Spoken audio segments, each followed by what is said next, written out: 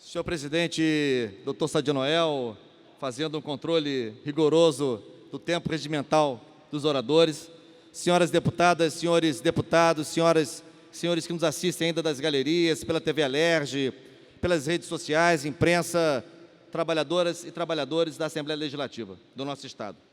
Senhor presidente, eu também queria avançar um pouco nessa discussão sobre esta nova dimensão da crise no Estado do Rio de Janeiro, revelada, simbolizada por este malfadado decreto do governador Francisco Dornelles. Ontem estive acompanhando no auditório da Secretaria de Educação do Estado uma reunião que foi organizada pelo líder do governo aqui na Assembleia, o deputado Edson Albertassi, com a presença do secretário de Fazenda, da secretária de Planejamento, do secretário que chefia a Casa Civil e o presidente do Rio Previdência, com os representantes, as lideranças do Movimento Unificado dos Servidores Públicos Estaduais, o MUSP. Eu lá estive e, embora a reunião não tenha dado concretamente em nada, né, mas não quero, por isso, descartar a sua importância, porque justamente é muito importante, nesse momento, que o diálogo seja praticado à exaustão. Muitos aqui que me antecederam falaram da incapacidade de dialogar de vários atores, por parte de vários atores. Eu também acho, na linha do que mencionou, por exemplo, aqui o deputado Conte Bittencourt, que faltou capacidade de diálogo por parte da Secretaria de Educação para estabelecer conversas com o movimento dos estudantes que se iniciava em 2 escolas na semana passada, e ao invés de se buscar um diálogo democrático, aberto, franco, o governo do Estado partiu para a linha da judicialização. Resumo da ópera: hoje são mais de 30 escolas ocupadas. Falta de diálogo, por exemplo, quando o governador Francisco Dornelles baixa um decreto cruel, covarde, insensível, sem dialogar com a Assembleia Legislativa.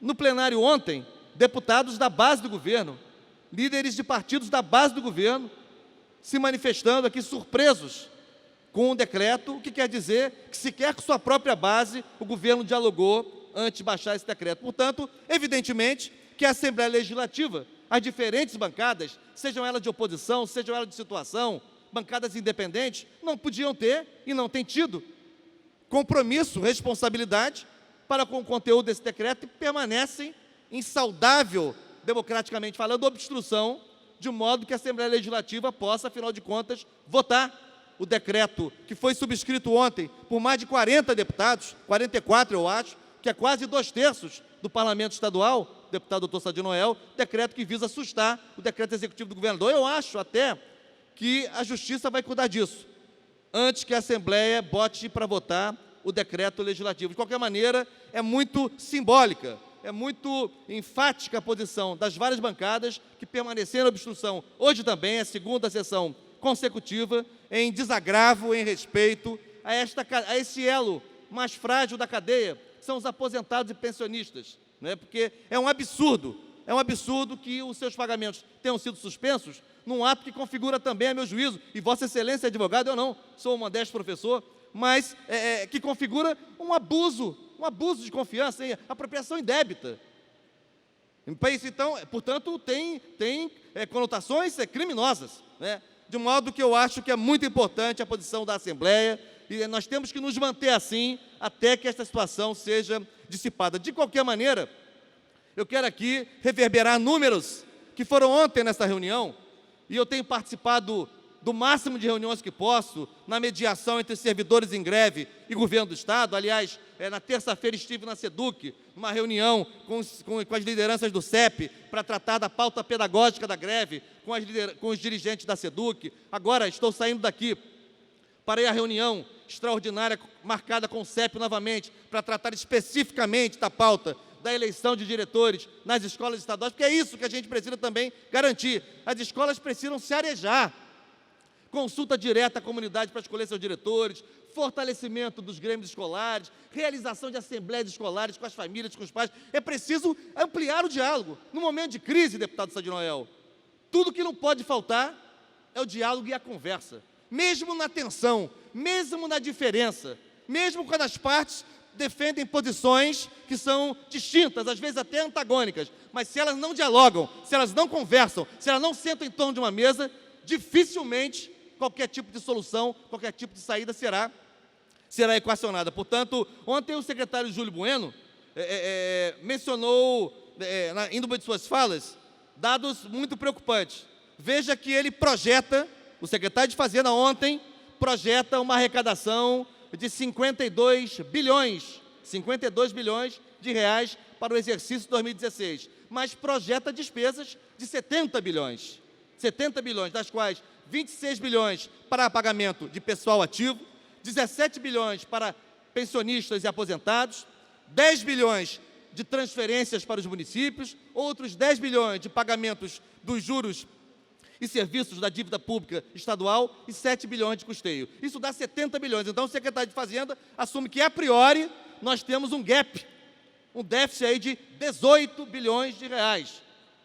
É o quadro. E aí a pergunta que não quer calar, e eu também sou daqueles que acham que, por um lado, a gente não pode fazer a abstração desse dado tão impactante sobre a economia do Brasil e do Rio de Janeiro, que é o problema da queda vertiginosa do preço do petróleo. É lógico que isso nos afeta, isso é evidente, mas a crise do petróleo não explica tudo. A crise do petróleo não explica tudo. É preciso avançar no debate, aprofundar a deputada Lucia e deputado Rogério Lisboa.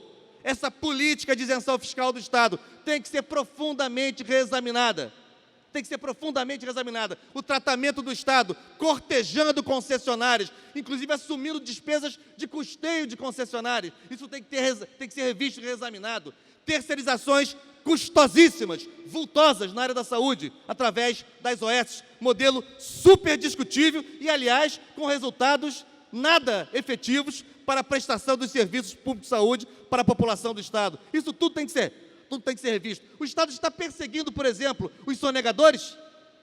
Está sendo draconiano com quem sonega os tributos estaduais? Ou está conciliando? Ou está negociando? Ou seja, todas essas questões devem ser postas sobre a mesa, devem ser aprofundadas, porque o discurso da crise, a ênfase no discurso da crise, e da crise do petróleo em particular, pode ser também uma cortina de fumaça para que a gente não perceba claramente os outros elementos que são responsáveis e são de responsabilidade de quem governa esse Estado há mais de 10 anos, ou mesmo grupo político, ou mesmo partido político. Isso tem que ser evidenciado. Portanto, eu acho que ontem, embora a reunião não tenha produzido efeitos concretos, mas eu saí da reunião discursando sobre a importância de que as partes permaneçam em diálogo. O Estado tem que ter capacidade de dialogar. Segunda-feira o governador vai receber o MUSP, amanhã o governador vai receber o CEP, tem que receber. No mínimo tem que receber, dialogar, ouvir, porque isso é a obrigação do agente público investido da responsabilidade de chefiar o Poder Executivo. E também, doutor Sadi Noel, antes de concluir, eu não gostaria de deixar passar sob silêncio esse próximo final de semana.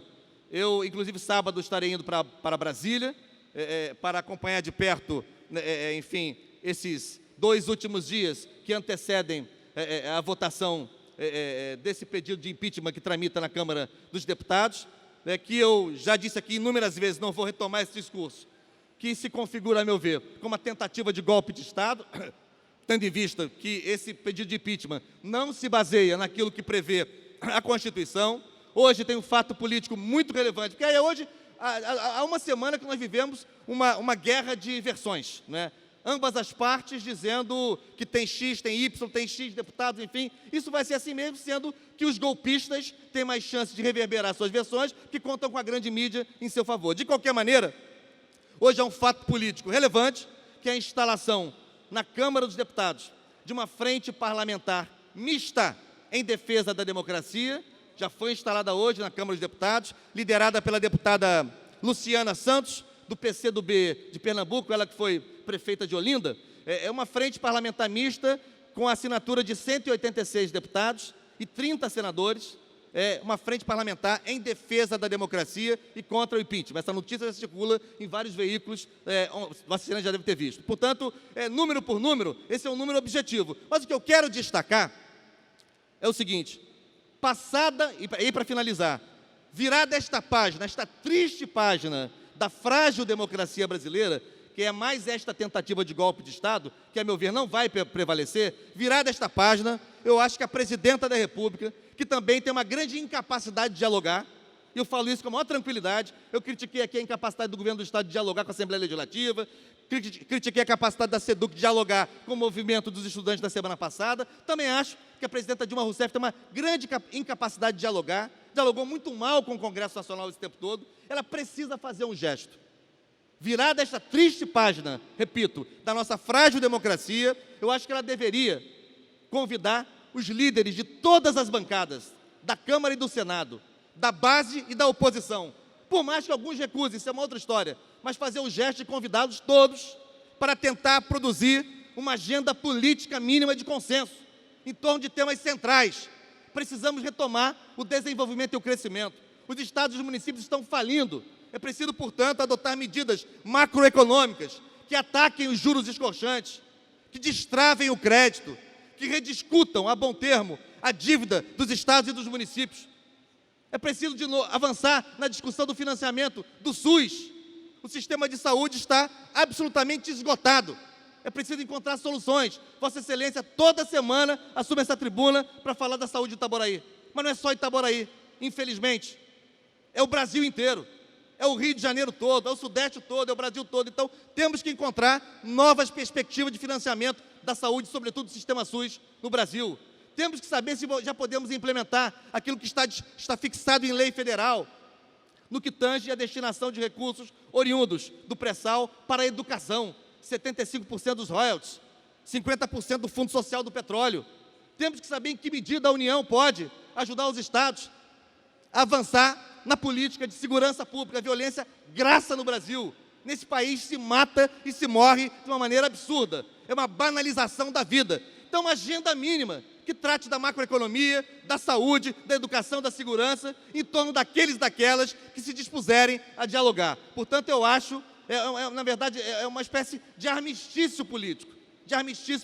Virada a página da tentativa de golpe, que eu acho que não vai prevalecer, caberá à presidenta da República fazer o gesto que ela tem muita dificuldade de fazer, reconheço, de convidar as lideranças de qualquer partido, de qualquer bancada, no Senado e na Câmara, para tentar pactuar minimamente uma agenda republicana, uma agenda que possa articular as forças políticas em torno de 3 ou 4 grandes pontos que permitam ao Brasil começar a sair desta crise econômica, social e política, que é dramática, uma das mais graves da nossa República nos últimos 50 anos. Era isso, senhor presidente.